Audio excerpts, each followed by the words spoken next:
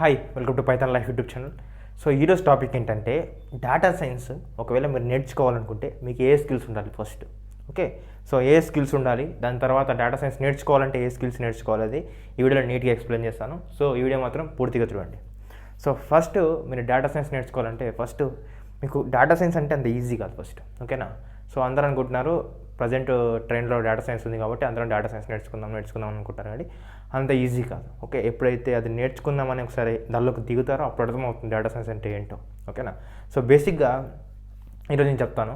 So first మీకు నేను ఒకటి చూస్ చేసుకోండి ఫస్ట్. ఓకే, ఇక్కడ ఇచ్చాను చూడండి, ఎనీ ప్రోగ్రామింగ్.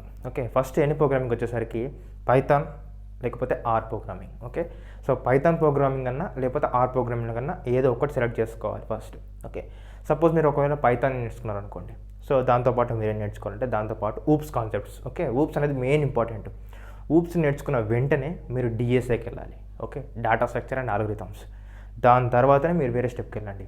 సో అందరూ ఏమంటారంటే ఓన్లీ పైథాన్ నేర్చుకున్న తర్వాత నార్మల్గా కోర్ పైథాన్ నేర్చుకున్న తర్వాత డైరెక్ట్గా వెళ్ళేసి డేటా సైన్స్ నేర్చుకుంటారు. ఓకేనా, సో అది తప్పు. ఓకేనా, సో ఫస్ట్ పైథాన్ నేర్చుకున్న తర్వాత మీరు డిఎస్ఏ పక్కా నేర్చుకోవాలి. Okay, data structure and algorithm పక్కా నేర్చుకోవాలి. దాని తర్వాతనే మీరు ముందు స్టెప్ వేయండి. ఓకేనా, నెక్స్ట్ స్టెప్ చూసేసరికి నేను ఏమి ఇచ్చానంటే ఇక్కడ probability and statistics. Okay, so probability and statistics అనేది చాలా important. Okay, probability and stats అనేది కూడా చాలా ఇంపార్టెంట్. నెక్స్ట్ స్టెప్ ఏంటంటే ఫస్ట్ మీరు ఒక పైథాన్ ప్రోగ్రామింగ్ నేర్చుకుంటారు, దాంతోపాటు డేటా స్ట్రక్చర్ అండ్ ఆల్గరిథం నేర్చుకుంటారు.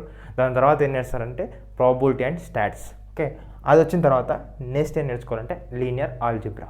ఓకే, లీనియర్ ఆల్జిబ్రా తర్వాత మీరు నెక్స్ట్ ఏం చేస్తారంటే ఏదైనా ఒక విజువలైజేషన్ టూల్ నేర్చుకోవాలి. పవర్ బిఐ అన్నా లేకపోతే ట్యాబ్లూ అన్నా, అది మీ ఇష్టం, ఏదైనా ఒకటి సరిపోతుంది. ఓకే, దాని తర్వాత ఏం చేస్తామంటే ఏదైనా ఒక డేటాబేస్ లైక్ ఎస్క్యూఎల్ అన్నా, ఓకే, లేకపోతే మొంగోడిబి అన్న. ఎస్క్యూఎల్ మొంగోడిబి అంటే ఏంటి, నో ఎస్క్యూఎల్ కదా.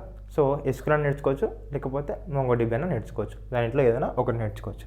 దాంతోపాటు ఒక క్లౌడ్కి వచ్చేసరికి మనకి ఏముంటాయంటే ఏడబ్ల్యూఎస్ ఉంటుంది, అజూర్ ఉంటుంది, గూగుల్ క్లౌడ్ ఉంటుంది.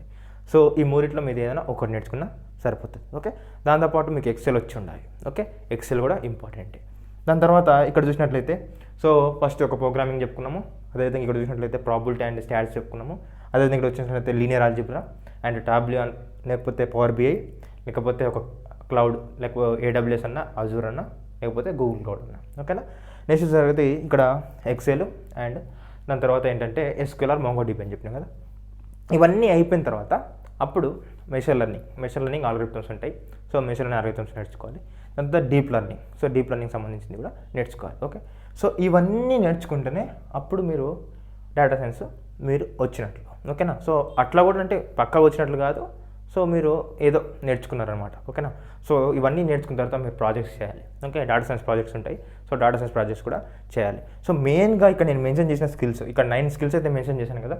సో ఈ 9 స్కిల్స్ మీరు పర్ఫెక్ట్గా ఉంటే అప్పుడు నేను ప్రీవియస్ వీడియోలో చెప్పినట్లే డేటా సైన్స్ రోల్స్ అని చెప్పాను కదా, డేటా సైంటిస్ట్ కానీ, ఓకే, ఇప్పుడు దాంతో విధంగా మీకు ఏం చెప్పాను నేను, మెషిన్ లెర్నింగ్ ఇంజనీర్ కానీ, డీప్ లెర్నింగ్ ఇంజనీర్ కానీ, అట్లాంటి రోల్స్కి మీరు అప్లై చేయడానికి మీరు అక్కడ ఇంటర్వ్యూని ఫేస్ చేయడం కానీ, సో ఆ ఇంటర్వ్యూ ఫేస్ చేసిన తర్వాత మీరు జాబ్లో వర్క్ చేయడం కానీ మీకు ఈజీ ఉంటుంది. ఓకేనా, సో బేసిక్గా ఈ 9 స్కిల్స్ అనేది మీకు ఉండాలి. ఓకేనా, సో ఇవి మెయిన్ ఇంపార్టెంట్. ఒకటి గుర్తుపెట్టుకోండి, పైథాన్ నేర్చుకున్న వెంటనే డైరెక్ట్ డేటా సైన్స్కి వెళ్ళకండి, డిఎస్ఏ నేర్చుకోండి. Okay, data structure and algorithms అనేది 100% రావాలి.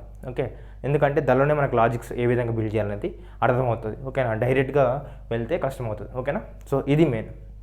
అండ్ దీంతోపాటు ఇంకో మీకు ఏం చెప్పాలనుకుంటున్నానంటే మన తెలుగులో డేటా సైన్స్కి సంబంధించింది మన పైథాన్ లైఫ్ వాళ్ళు కొలాబరేషన్ విత్ కోడింగ్ గ్రేడ్ అని చెప్పేసి తెలుగు కోర్స్ అయితే స్టార్ట్ చేసినాం డేటా సైన్స్ తక్కువ ప్రైజెస్లో. సో దానికి ఒకవేళ మీకు ఇంట్రెస్ట్ ఉంటే నేను డిస్క్రిప్షన్లో లింక్ ఇస్తాను.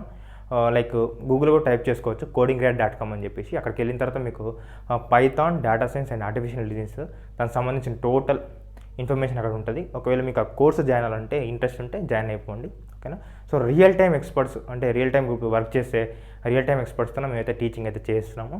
సో మీరు ఒకసారి దాన్ని చెక్ చేయండి. ఒకవేళ నచ్చితే జాయిన్ అవ్వండి, లేకపోతే ఈ విధంగా ప్రిపేర్ అయితే అవ్వండి. ఈ స్కిల్స్ అయితే మీరు మెయింటైన్ చేసే విధంగా అయితే ప్రిపేర్ అయితే అవ్వండి. ఒకవేళ మీకు మెషిన్ లెర్నింగ్ సంబంధించింది కావాలనుకుంటే మన ఛానల్లో ఫ్రీ మెషిన్ లెర్నింగ్ కోర్స్ అయితే పెట్టాను. ఒకవేళ పైథాన్ కావాలంటే ఫ్రీ పైథాన్ పెట్టాను. అదేవిధంగా పైథాన్తో పాటు డిఎస్ఏ డేటా స్ట్రక్చర్ ఆల్గరిథం సంబంధించింది కూడా విత్ పైథాన్తోన అది కూడా ఫ్రీ పెట్టాను. సో అది కూడా చూసేసుకోండి. ఓకే, అండ్ మోంగోడిబి కూడా నేను మీకు ఫ్రీగానే పెట్టాను, ఓకేనా. సో ఇవైతే నేను ఫ్రీ రిసోర్సెస్ అయితే మీకు అవైలబుల్ ఇచ్చాను. లేదు మేము టోటల్గా ఫుల్ స్టాక్ డేటా సైన్స్ నేర్చుకోవాలనుకుంటున్నాము అండ్ జాయిన్ కావాలనుకుంటున్నాము అనుకుంటే నేను కామెంట్ ఆర్ డిస్క్రిప్షన్లో అయితే లింక్ ఇస్తాను, codingrad.com అని చెప్పేసి. దానికి వెళ్ళేసి ఒకసారి మీ డెమో అయితే ఎన్రోల్ చేసుకోండి, ఓకే. ఈ వీడియో నచ్చినట్లయితే ప్లీజ్ లైక్ చేయండి, షేర్ చేయండి అండ్ మన ఛానల్ని సబ్స్క్రైబ్ చేసుకోండి. Thanks for watching.